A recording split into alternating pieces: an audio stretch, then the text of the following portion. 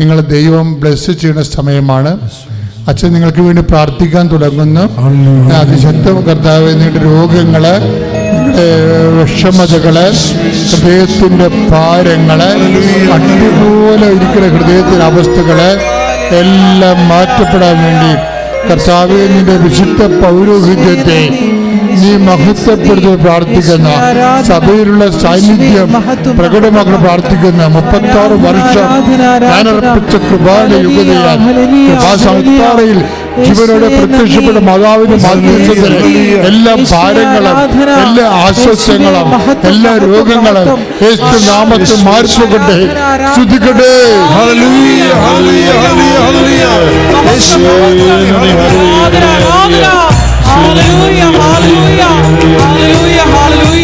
നിങ്ങൾ ഉടമ്പടിയിൽ എഴുതിയിരിക്കുന്ന വിഷയങ്ങളെ വീണ്ടും അനുസ്മരിക്കുക.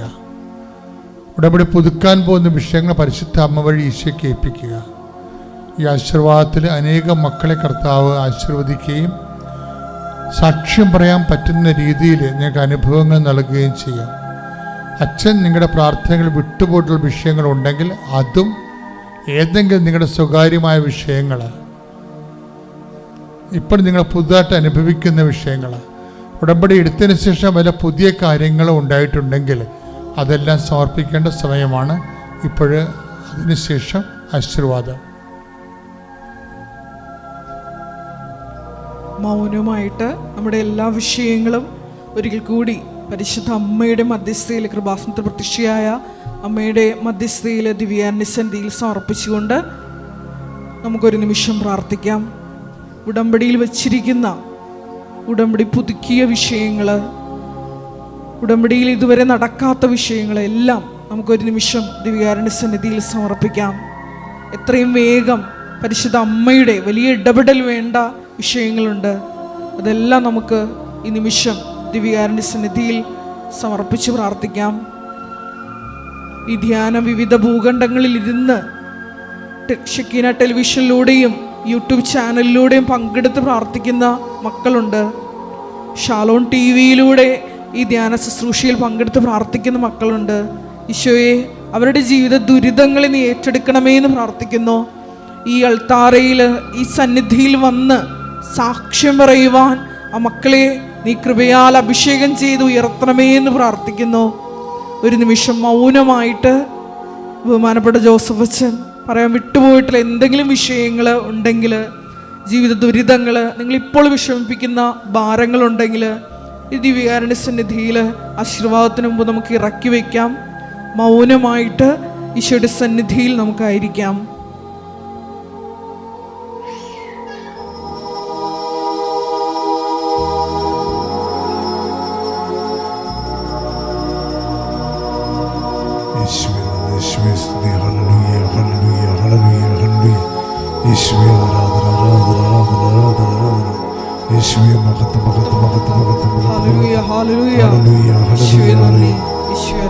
പരിശുദ്ധ പരമമാ ദിവ്യകാരുണ്യമേ,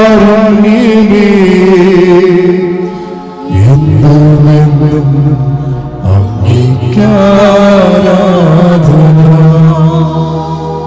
പരിശുദ്ധ പരമമാ ദിവ്യകാരുണ്യമേ, എന്നുമെന്നും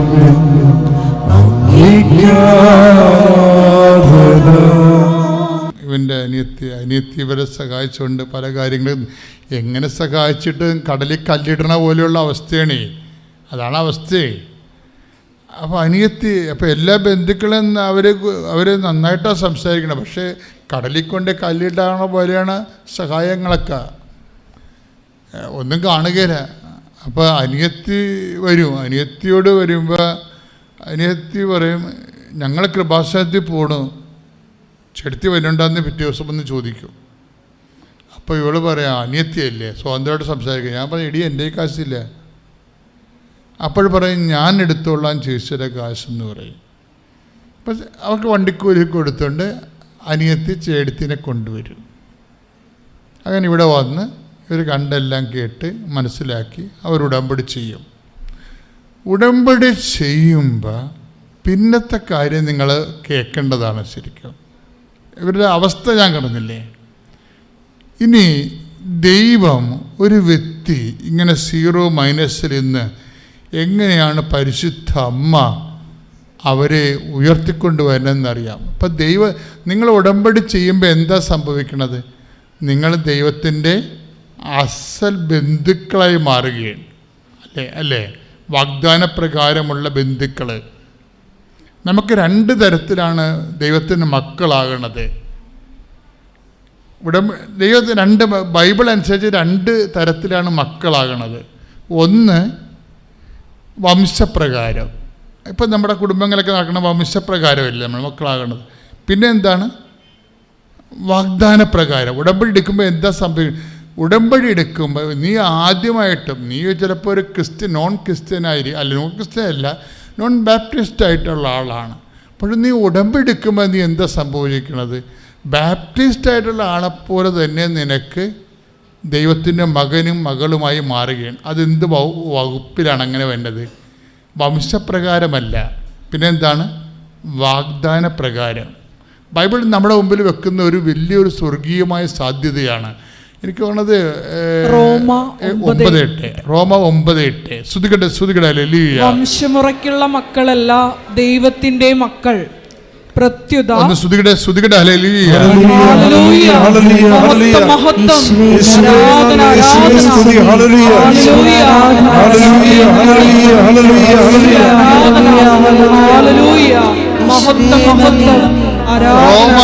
റോമാലേഖനം 9:8 വായിച്ചേ. വംശമുറയ്ക്കുള്ള മക്കളല്ല, ഒന്ന് പറഞ്ഞേ. വംശമുറക്കുള്ള മക്കളല്ല, വംശമുറയ്ക്കുള്ള മക്കളല്ല, ദൈവത്തിന്റെ മക്കൾ, ദൈവത്തിന്റെ മക്കൾ, പ്രത്യുത വാഗ്ദാനപ്രകാരം ജനിച്ചവരാണ്, യഥാർത്ഥ മക്കളായി കണക്കാക്കപ്പെടുന്നത്. ആ ബൈബിളിന്റെ അപ്രോച്ച് അതാണ്. വംശമുറക്കുള്ള മക്കളെ അല്ല ബൈബിള് യഥാർത്ഥ മക്കളെ കാണുന്നത്. പിന്നെ ആരാണ് കാണുന്നത്? ദൈവത്തിൻ്റെ മക്കളെ. വംശമുറക്കുള്ള മക്കൾ മനുഷ്യന്മാരുടെ മക്കളല്ലേ. പക്ഷെ ദൈവത്തിൻ്റെ മക്കളെ കാണുന്നത് എങ്ങനെയാണ്? വംശമുറക്കുള്ളതല്ല. റോമ 9:8 എന്താ പറയണത്?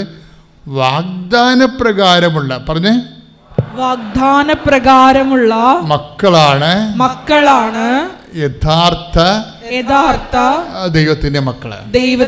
അപ്പൊ അനിത ഉടമ്പടി ചെയ്തപ്പോൾ ഉടനെ അനിതയും മക്കളും ദൈവത്തിന്റെ മക്കളായി മാറുകയാണ്. അതാണ് വിഷയം. അത് നിങ്ങൾ അറിയണം. ഇതിൻ്റെ അകത്ത് എന്തുകൊണ്ടാണ് ഇങ്ങനെ വരണമെന്ന്. അപ്പൊ മക്കളാണെങ്കിൽ പിന്നെ എന്താ സംഭവിക്കണത്? ഉടനെ അവകാശികളാകും. Take the word of God. ശ്രുതികട ഹല്ലേലൂയ. യേശുവേ നന്ദി. Hallelujah hallelujah hallelujah. യേശുവേ ആരാധന തളരല്ലേ നെഞ്ചൊന്നു നീരിടല്ലേ നിന്നെ കാണാൻ നിന്നെ കേൾക്കാൻ നാഥനുണ്ടിവിടെ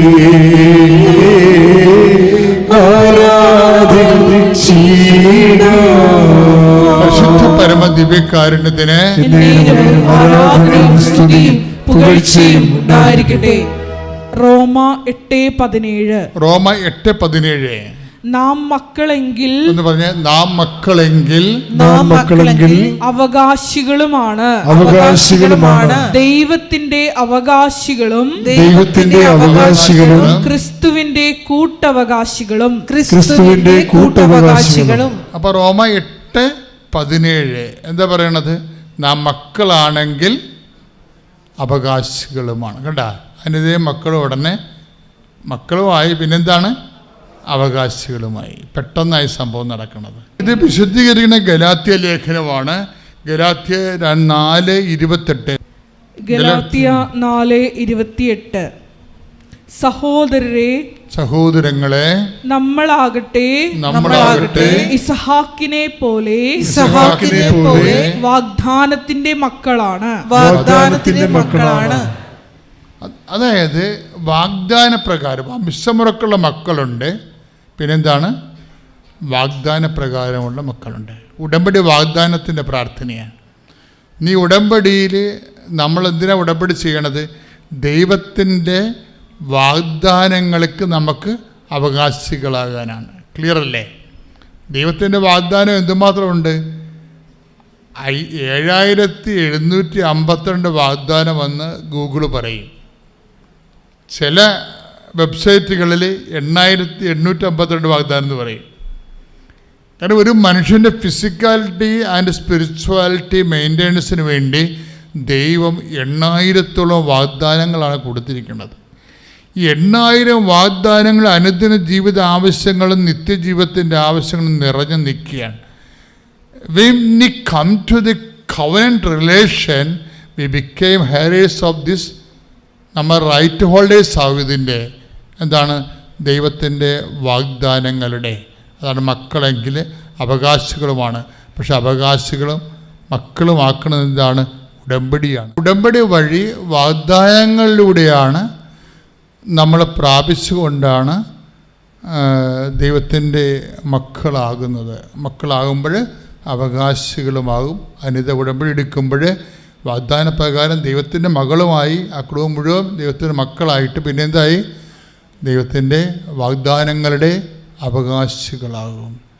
ഇത് ആദ്യം മുതലുള്ള ഏത് വാഗ്ദാനം എന്ന് ചോദിച്ചു കഴിഞ്ഞാൽ ആദ്യം മുതലേ വാഗ്ദാനം ഉണ്ടാവും.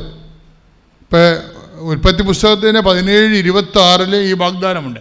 17:16 ഉൽപ്പത്തി പുസ്തകം 17:16 എടുത്ത് ശ്രുതികട ഹല്ലേലൂയ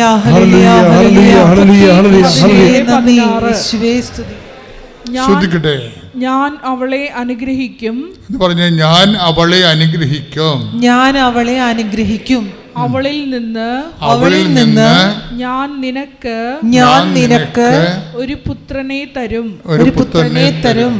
അവളെ ഞാൻ അനുഗ്രഹിക്കും. അവൾ ജനതകളുടെ മാതാവാകും. വാഗ്ദാനം കണ്ട. അതായത് ഇത് ശരിക്കും പറഞ്ഞാൽ ഇസഹാക്കിനെ കുറിച്ച് പറയണതാണ്. പക്ഷേ ഇസഹാക്കിനും സാറാക്കിനും യോജിക്കണില്ല. ഇത് യോജിക്കണത് എന്താ കാര്യം വെച്ച് കഴിഞ്ഞാൽ ജനതകളുടെ മാതാവാകും എന്ന് പറഞ്ഞെങ്കിലും ഒരു കംപ്ലീറ്റ് പൂർണ്ണ മാതാവാകത്തില്ല അവർ. അതെന്താ കാര്യം എന്ന് വെച്ച് കഴിഞ്ഞാൽ അതിനുള്ള കാരണം വെച്ച് കഴിഞ്ഞാൽ ഇവരുടെ ഭാഗത്തുനിന്ന് വന്നിട്ടുള്ള മാനുഷികമായ ന്യൂനതകൾ ഭയങ്കരമാണ്. സാറയുടെ ഭാഗത്തുനിന്നായാലും ശരി. എന്താ കാര്യം എന്ന് വെച്ച് കഴിഞ്ഞാൽ ഇപ്പം നമ്മൾ 17 ഒന്ന് വായിച്ചോളൂ. ജനസിസ് ഉൽപ്പത്തി 17:16 വായിച്ചോളൂ. ഞാൻ അവളെ അനുഗ്രഹിക്കും. അവളിൽ നിന്ന് ഞാൻ നിനക്ക് ഒരു പുത്രനെ തരും. അവളെ ഞാൻ അനുഗ്രഹിക്കും. അവൾ ജനതകളുടെ മാതാവാകും. അപ്പൊ ഞാൻ അവളെ അനുഗ്രഹിക്കും. അവളിൽ നിന്ന് ഞാൻ നിനക്കൊരു പുത്രനെ തരും. അവൾ ജനതകളുടെ മാതാവാകും എന്നൊക്കെ പറഞ്ഞാലേ ഇത് പെട്ടെന്ന് മനസ്സിലാകണത് എന്താണെന്നറിയാവോ? ഇത് അമ്മയുമായി ചേർത്ത് വെച്ചാലേ പെട്ടെന്ന് മനസ്സിലാകത്തുള്ളത്. മറിയത്തിലൂടെ ദൈവം കൊടുത്തൊരു വാഗ്ദാനമാണിത്. അതറിയണമെങ്കിൽ ജനതകളുടെ മാതാവാകും എന്ന് പറഞ്ഞാൽ ഇപ്പം ഞാൻ പണ്ടൊരു പള്ളിയിൽ ഇരിക്കുമായിരുന്നു. 5 കൊല്ലം അവിടെ വികാരിയായിട്ടിരുന്നു. ആ പള്ളിയുടെ പേര് ദൈവജനമാതാവാണ്. ജനതകളുടെ മാതാവ്. അത് സഭയുടെ ഏറ്റവും വലിയൊരു സങ്കല്പമാണ്. ജനതകളാണ്, അല്ലാതെ ക്രിസ്ത്യൻസിൻ്റെ മാതാവ് എന്നല്ല പറയണത്. ജനതകളുടെ മാതാവാണ്. മനുഷ്യ മക്കളുടെ എല്ലാവരുടെയും മാതാവാണ്. ശ്രുതികട്ടെ ഹല്ലേലൂയ.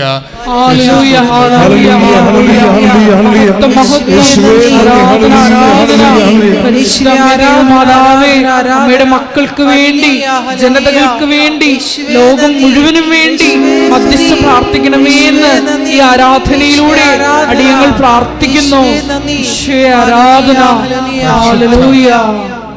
ഇനി ഇതന്നെ അവളിലൂടെ അവൾ നിനക്കൊരു പുത്രനെ വായിച്ചോളൂ. ശ്രുതികട്ടെ ഹല്ലേലൂയ. ഹല്ലേലൂയ.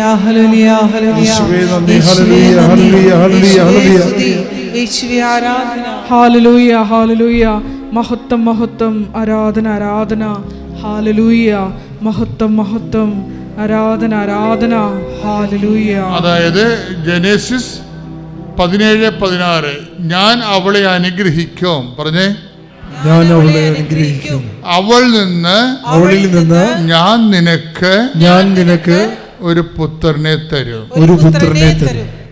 ഇത് യേശുവാണെന്ന് നമ്മുടെ മനസ്സിൽ നമ്മൾ അംഗീകരിച്ചു കഴിഞ്ഞാൽ പിന്നെ കാര്യം കുറച്ച് എളുപ്പമാകും. എന്താ കാര്യം? ഈ വാഗ്ദാനങ്ങളെല്ലാം നമ്മൾ ജനതകളെ പ്രാപിക്കുന്നത് ഇസഹാക്കിലൂടെ അല്ല, യേശുവിലൂടെയാണ്. അതുകൊണ്ടാണ് കൊറിന്ത്യൻസ് പറയുകയെ, അതായത് സകല വാഗ്ദാനങ്ങളും ക്രിസ്തുവിൽ അതെ എന്നാണ്. ശ്രുതികടെ take the word of God. ശ്രുതികടെ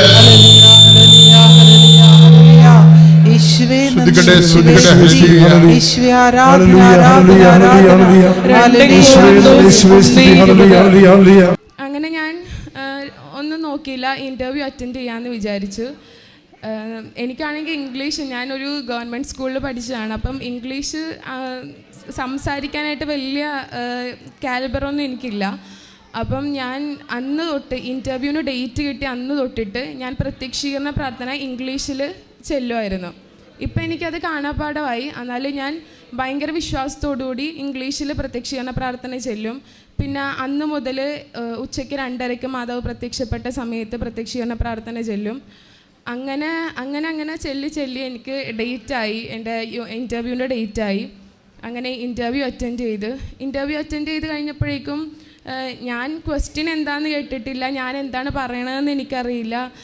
പക്ഷേ എൻ്റെ അടുത്ത് ചോദിക്കുന്ന ക്വസ്റ്റ്യൻസിന് എല്ലാത്തിനും ഞാൻ ആൻസറും ചെയ്യുന്നുണ്ട്. പകരം എൻ്റെ കയ്യിൽ കാശ് രൂപമുണ്ട്, അതാണ് ഏറ്റവും വലിയ ശക്തി എന്ന് തന്നെ പറയാം. അങ്ങനെ ഞാൻ ഇൻ്റർവ്യൂ കഴിഞ്ഞൊരു 2-3 ഡേയ്സിനുള്ളിൽ നമുക്ക് റിസൾട്ടായിട്ട് ഓഫർ ലെറ്റർ വരും എന്നാണ് പറഞ്ഞത്. എൻ്റെ 2-3 ഡേയ്സ് കഴിഞ്ഞ് 5 ഡേയ്സ് കഴിഞ്ഞ് അവസാനം ഞാൻ മാതാവിനോട് ചോദിച്ച് എനിക്കതപ്പം ഞാൻ തോറ്റു പോയെന്ന് വിചാരിച്ച്. അങ്ങനെ എല്ലാം കഴിഞ്ഞ് 7ാമത്തെ ദിവസമാണ് എനിക്ക് ഓഫർ ലെറ്റർ കിട്ടിയത്. അന്ന് മുതൽ എനിക്ക് മനസ്സിലായി എൻ്റെ മാതാവ് എൻ്റെ കാര്യത്തിൽ ഇടപെട്ട് തുടങ്ങിയെന്ന്. പിന്നെ അതിന് ശേഷം ബാങ്ക് ലോൺ, എഡ്യൂക്കേഷൻ ലോണിന് ഞാനും അമ്മയും കൂടെ പോയി. എഡ്യൂക്കേഷൻ ലോൺ എന്ന് പറയുമ്പോഴേക്കും നമ്മൾ വിചാരിക്കും നിസ്സാര കാര്യമാണ്. പക്ഷേ നമുക്കത് ഞങ്ങൾ ആദ്യം നമ്മുടെ കുമ്പളങ്ങിൽ തന്നെയുള്ള ബ്രാഞ്ചിലാണ് ആദ്യം ചെന്നത്.